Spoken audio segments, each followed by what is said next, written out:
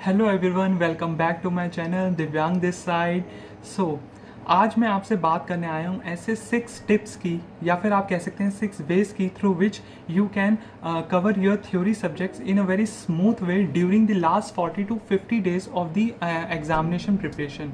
As you all know, सिर्फ 40 to 45 days आपके examination के लिए बच गए हैं फॉर द CA फाइनल। सो आप किस तरीके से थ्योरी सब्जेक्ट्स को बेसिकली कवर करें ड्यूरिंग दीज 40 to 50 डेज के अंदर विद द हेल्प ऑफ जो 6 टिप्स या 6 वेज मैं आपसे आज मैं डिस्कस करने वाला हूँ उसके थ्रू, जो कि मैंने एज अ स्टूडेंट भी अप्लाई करी थी and I got an examination in the theory subject at the CA final level. So आज मैं आपसे वही शेयर करने आया हूँ। So without wasting any time, let get started, right. So first way, आपको जो बेसिकली जब भी आप कोई भी थ्योरी सब्जेक्ट्स पढ़ें तो पहली चीज़ आप ध्यान रखिए, स्टडी इट लाउड। यस, आप कोई भी थ्योरी सब्जेक्ट पढ़ते हैं, चाहे वो ऑडिट है, लॉ है, या फिर इसका है एज द केस में भी, और न्यू सिलेबस में भी आपका जो इलेक्टिव पेपर है उसमें भी कोई मार्केटिंग के भी कुछ सब्जेक्ट्स हैं थ्योरेटिकल। तो आप कोई भी सब्जेक्ट्स पढ़ रहे हैं थ्योरेटिकल में तो आप उसको लाउडली पढ़ें। बिकॉज क्या होता है गाइज, लाउड पढ़ने से ना आपका एक ऑडियो कनेक्शन बनता है जो कि अल्टीमेटली आपके माइंड को ये डायरेक्शन देता है कि इस वर्ड पे या फिर इस लाइन पे आपको स्पेसिफिक एम्फेसाइज देना है to learn and to write in the same line in the examination. Because आप जब भी की वर्ड या फिर क्रक्स लाइन लाउडली पढ़ेंगे ना, आपके रिटेंशन पावर उससे बढ़ती है, आपकी ग्रेसिंग पावर उससे बढ़ती है। बिकॉज क्या होता है, आप फॉर एग्जाम्पल आप कोई मूवी देखते हो तो मूवी के अंदर क्या होता है ना, आपका ऑडियो कनेक्शन साथ के साथ वीडियो कनेक्शन होता है। आपको इसलिए जब भी कोई भी हीरो कोई डायलॉग बोलता है तो आपको एकदम से उससे पहले पता होता है यार ये पहले बोला हुआ है, क्यों, आपने पहले वो मूवी देखी होती है, अब ये बोलने वाला है, अब ये बोलने वाला है। So that is the audio plus में वीडियो कनेक्शन। लेकिन यहाँ पे वीडियो कनेक्शन तो है नहीं, तो आपको अपना ऑडियो कनेक्शन डेवलप करना पड़ेगा। बिकॉज एक साइंटिफिकली चीज़ प्रूव्ड है कि आप कोई भी एनवायरनमेंट के अंदर कुछ भी स्टडी कर रहे हो तो आप जो भी कॉन्सेप्ट या फिर कोई भी प्रोविजन लाउडली पढ़ते हो, या फिर कोई भी क्रक्स लाइन या फिर कुछ भी आप लाउडली पढ़ते हो ना, वो उस सराउंड में अराउंड 2 to 3 मिनट्स तक रहता है। तो वो अल्टीमेटली आपके माइंड को पुश करता है कि यस, इसे मुझे याद करना है, ये मुझे रिटेन करना है। तो आपकी रिटेंशन पावर लाउडली पढ़ने से थ्योरेटिकल सब्जेक्ट्स में बढ़ेगी। तो मेरी टिप तो यही है कि आप लाउडली पढ़ें। लेकिन अगर कोई स्टूडेंट लाउडली नहीं पढ़ता तो मेरी उसके लिए टिप है कि आप एटलीस्ट की वर्ड्स जो लाउडली हैं, जो क्रक्स लाइन, उसको लाउडली पढ़े। आप एक बार ट्राई करके देखिए, अल्टीमेटली आपको बहुत ही ये टेक्निक हेल्पफुल लगेगी, राइट। तो फर्स्ट टिप तो मेरी है ये है कि study the theoretical subjects loudly. Okay, now second thing आती है मेरी, एज मैं सभी वीडियोस के अंदर आपने बात करता हूँ, रिपीटेशन। बिकॉज कहते हैं ना, repetition is a key to excellence. तो जो भी आप प्रोविजन है, कोई भी आप कॉन्सेप्ट पढ़ते हो आज, उसको रिपीटेटिवली रेगुलर इंटरवल्स पे याद करो, रिपीट करो एंड रिमेंबर करो and try to retain it.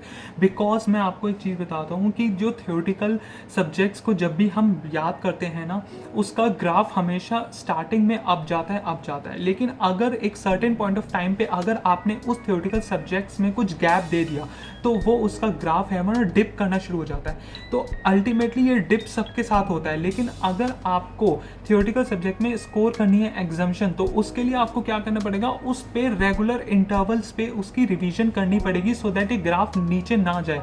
Because कहते हैं कि जो भी आप याद करते हो या फिर जो भी आप कुछ भी प्रोविजन या फिर कुछ भी कॉन्सेप्ट याद करते हो ना, विद इन 2 to 3 आवर्स ही कह रहा हूँ मैं तो अगले दिन जा ही नहीं रहा, विद इन 2 to 3 आवर्स में ही वो आपका 42% of which you have already learn have forget, and आपका माइंड वो वैनिश कर देता है कंप्लीटली।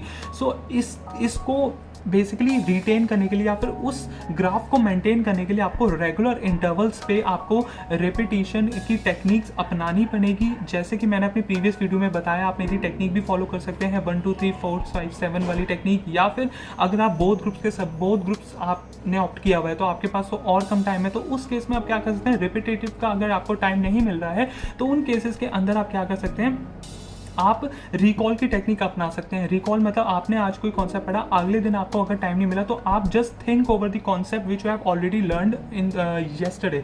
सो आप क्या करो, येस्टरडे में मैंने क्या याद किया था, अच्छा याद किया था, इसके पॉइंट्स क्या हैं। अगर if you are able to identify the key words और the key points of that particular question that arises in your mind, that's okay, that is sufficient and enough, ठीक है। तो आप ये भी टेक्निक आ सकते हैं, रिकॉल की टेक्निक आप बना सकते हैं, रैंडम चेक्स वगैरह। जैसे रैंडम चेक्स में वही बात है कि रैंडम चेक्स आप किस तरीके से अपने आपके माइंड को रिकॉल करते हैं कि अच्छा मैंने कल ये कॉन्सेप्ट किया था, ये इसमें किस तरीके के पॉइंट्स है। If you are able to remember the keywords only, that is really sufficient, because ultimately keywords ही आपको अच्छे मार्क्स दिलाएंगे थ्योरेटिकल सब्जेक्ट में। बिकॉज बाकी तो यार ग्रामर्स होती है, ग्रामर्स तो लाइन तो सेंटेंस तो हम बना लेते हैं, लेकिन अगर कीवर्ड्स होंगे तो line you as a CA final student आप फ्रेम तो कर ही सकते हैं सेंटेंस, ओके। तो सेकंड टिप मेरी यही है, repetition is a key to excellence, right. Third tip मेरी आपकी ये आती है कि आपको तो जैसे पता ही है कि जैसे कि time constraint one of the most जो कि एक रूमर होता है कि यार टाइम नहीं है हमारे पास, क्योंकि थियोरेटिकल सब्जेक्ट को पढ़ने के लिए बहुत ही ज़्यादा आपको टाइम चाहिए होता है।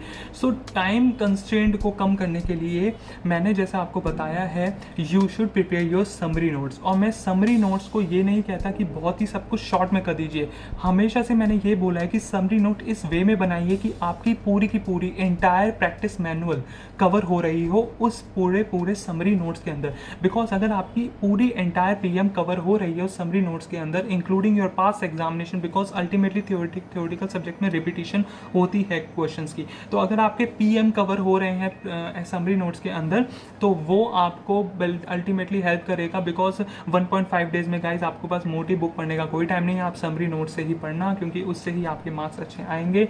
तो मैं वही कह रहा हूँ कि समरी नोट्स बनाओ। अगर अब भी नहीं बनाए, अभी भी टाइम है guys, 45 days is sufficient enough to score even examination. मैं एक एग्जांपल हूँ, मेरे भी एग्जामिशन 45 डेज में ही मैंने एक प्रिपेयर किया था सब्जेक्ट, मेरे उसमें ही एग्जामिशन आई है। तो मैं इसलिए कह रहा हूँ ये ट्राइड एंड टेस्टेड है, समरी नोट्स अभी भी टाइम है, बना लीजिए with coverage, with the entire coverage of the practice manual, that is really important, right. तो थर्ड मेरी टिप रहेगी, prepare this summary notes, right. Fourth जो मेरी वेज या टिप रही आप लोगों के लिए वो रहेगी कि प्रैक्टिसिंग लाइक एग्जामिनेशन पैटर्न, मतलब कि आपको जो राइटिंग प्रैक्टिस है वो कैसे करनी है। देखो राइटिंग प्रैक्टिस कैसे करनी है, मैं आपसे पहले बता दूं कि आपके पास टाइम नहीं है, आप जो कुछ जैसे ही पता है कि आपके पास टाइम नहीं है ड्यूरिंग लास्ट 40 to 45 डेज, तो अब आपको क्या करना है, take one question at a one day, मतलब कि एक दिन में एक क्वेश्चन लीजिए रैंडमली, कोई भी टॉपिक जो आप ऑलरेडी पढ़ चुके हैं, और उसको start writing that answer of the question. PM का कोई भी क्वेश्चन उठा लीजिए, प्रोफेशनल एथिक्स का क्वेश्चन उठा लीजिए, लॉ का कोई क्वेश्चन उठा लीजिए, या फिर इसका का कोई भी क्वेश्चन उठा लीजिए, अगर आप ओल्ड सिलेबस के हैं कोई भी थ्योरी सब्जेक्ट उठा लीजिए, उसका कोई भी एक प्रैक्टिस मालूम का क्वेश्चन उठाइए, उसको अपनी प्रेजेंटेशन से लिखिए, राइटिंग प्रैक्टिस से लिखिए, टाइम नोट करिए। इससे सबसे पहले तो आपको टाइम मैनेजमेंट पता लग जाएगा कि मेरा एक कॉन्सेप्ट अगर मैं लिख रहा हूँ विद प्रॉपर प्रेजेंटेशन, मेरा टाइम कितना लग रहा है। दूसरा, राइटिंग स्पीड पता लग जाएगी जो आपका टाइम मैनेजमेंट में हेल्प करेगी। तीसरा, आपकी प्रेजेंटेशन इन्हेंस करेगी अगर आप वही आंसर कंपेयर करेंगे इंस्टीट्यूट से, तो आपको एक प्रेजेंटेशन की गाइडलाइन मिलेगी। इस instead of joining any of the test series, you can test yourself at home only. आपके लिए जो मेरे पास पॉइंट आ रहा है फिफ्थ टिप का, जो कि मैं बोलने वाला हूँ, जो कि है आपका निमोनिक्स। अब आपको पता ही है यार थ्योरी सब्जेक्ट्स में निमोनिक्स कितना इंपॉर्टेंट रोल प्ले करते हैं। Try to make mnemonics in your own way और इन अ फनी वे में निमोनिक्स बनाइए और उसको अपने समरी नोट से इनैक्ट कर दीजिए, सो दैट आपको एग्जामिनेशन में पॉइंट आउट करने की मतलब आपको ये टाइम आपका कंज्यूम नहीं होगा कि अच्छा इसका निमोनिक्स ये कैसे याद होगा कि कैसे याद होगा। और try to make in a funny way. For example अगर मैं अपने एग्जाम्पल की बात करता हूँ कि मैंने कोई कॉन्सेप्ट था, I think chapter number 8 of इसका जो ई-कॉमर्स वगैरह पे है, तो वहाँ पे एक क्वेश्चन था, तो मुझे अभी भी याद है। मैं इसलिए कह रहा हूँ रिटेंशन पावर कितनी इंपॉर्टेंट है, मैं आपको अभी बताने वाला हूँ कि मुझे अभी भी याद है कि एक कॉन्सेप्ट था M-कॉमर्स या ई-कॉमर्स का क्वेश्चन था, तो उसके अंदर मैंने निमोनिक्स बना रखा था, BSP की पार्टी अपने मेंबर्स को तवज्जो नहीं देती। तो ये था किसी का कैरेक्टरिस्टिक्स और आई थिंक किसी का एडवांटेज और डिसएडवांटेज था। तो मैंने उसको कैसे BSP, B for bandwidth, S for scalability, P for portability, तो इस तरीके से मैंने याद करे थे अपने कीवर्ड्स एंड की पॉइंट और उसकी एक्सप्लेनेशन अकॉर्डिंगली क्रक्स लाइन याद करके चली थी विद द रिटेंशन पावर। तो ये बहुत ही इंपॉर्टेंट टेक्निक है, आपको ये ज़रूर अपनानी पड़ेगी। Okay, and the last tip and the sixth tip वो है कि थ्योरी सब्जेक्ट्स में अगर आपको स्कोर करनी है एग्जामिशन, देखो गाइस एक है ना पैटर्न होता है, एक मार्क्स जो एग्जामिनर आपको दे रहा है ना उसका पैटर्न होता है। 40 to 50 वाले जो स्टूडेंट्स होते हैं ना, उनकी प्रिपरेशन नॉर्मल होती है, उनकी प्रेजेंटेशन भी नॉर्मल होती है। 50 to 60 वाले जो बच्चे होते हैं ना, जो स्टूडेंट्स होते हैं बेसिकली, उनकी प्रेजेंटेशन उन वालों से बहुत ही बेहतरीन होती है। लेकिन जो 60 अबव वाले होते हैं उनकी अलग, 70 अबव वालों की एक्स्ट्रा ऑर्डिनरी प्रेजेंटेशन होती है। तो 70, मैं आपसे प्रेजेंटेशन की क्यों कर रहा हूँ, मैं कह रहा हूँ कि try to distinguish your paper from the other students. वो आप कैसे करेंगे? आप मुझे बताइए, आप सेक्शन से सब सेक्शन कितने याद करते हैं? नहीं याद करते ना यार। थ्योरी सब्जेक्ट्स में अगर आपकी सेक्शंस पे, सब सेक्शंस पे कमांड हो गई, क्लॉजेस पे, सब क्लॉजेस पे, रूल्स, सब रूल्स पे कमांड हो गई ना, और अगर वो आपने एग्जामिनेशन के अंदर लिख दिए, आपका पेपर बाकी के पेपरों से अपर हैंड पे होगा।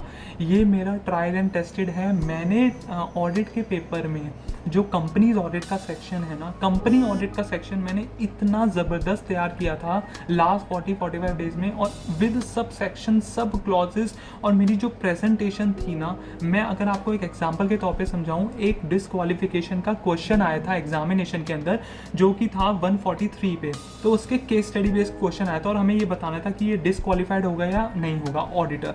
सो उसमें प्रेजेंटेशन देखो, 40 to 50 वाला बच्चा कैसे करेगा, जो स्टूडेंट है वो कैसे करेगा, एज पर सेक्शन 143 या फिर एज पर दी प्रोविजन, ठीक है।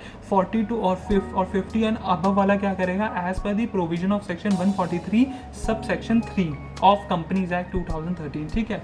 50 जो 60 से अबव वाला है ना, जो जिनकी एग्जामिशन से ऊपर आती है ऑडिट में, वो कैसे प्रेजेंटेशन करते हैं मैं आपको बताता हूँ। As per the provision of section 143 sub clause ji I of the companies act 2013 या फिर कंपनीज एक्ट 2013 है, yes, read with the companies auditor and auditors rules 2013 या 17 एज द केस में भी जो भी है। ये लाइन ही पूरी 4-5 लाइन स्टार्टिंग की बन जाती है। इससे तो यार आप क्लॉजेस, सब क्लॉजेस जितना रिटेन कर पाओगे, आपका एग्जामिनर उतना ही आपसे इम्प्रेस होगा। मार्क्स बहुत ही अच्छे आते हैं गाइस। तो आप डीटी और आईडीटी में भी तो सेक्शन, सब सेक्शन याद करते हो ना, तो प्लीज़ बी फोकस और आप सेक्शंस को याद करो। और ये बहुत ही बेस्ट टाइम है 40 to 45 डेज में कि अगर आपके प्रोविजंस पक्के हैं और आपकी सब चीज़ें बढ़िया चली हैं, फर्स्ट क्लास चली हैं, तो इस टिप को और अपना लो कि अपने जो सब सेक्शंस या फिर जितने भी सब क्लॉजेस वगैरह हैं, इनको अच्छे से कर लो, so that you can easily get an examination in the theory subject. और गाइज बिलीव मी, अभी भी ऐसा टाइम है,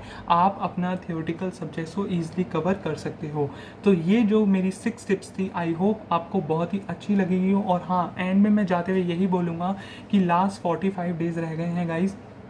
इस डेज़ में अगर आपने थियोरिटिकल सब्जेक्ट अभी फ्रेश भी कर रहे हो या फिर कर रहे हो, फर्स्ट रिवीजन, सेकंड रिवीजन कर रहे हो, तो प्लीज़ रेगुलर करो, क्योंकि थ्योरी में रेगुलर होना बहुत ज़रूरी है। अगर रेगुलर नहीं होंगे आप, तो थोड़ा डिप आ जाता है ग्राफ में, जैसे कि मैंने आपको बताया।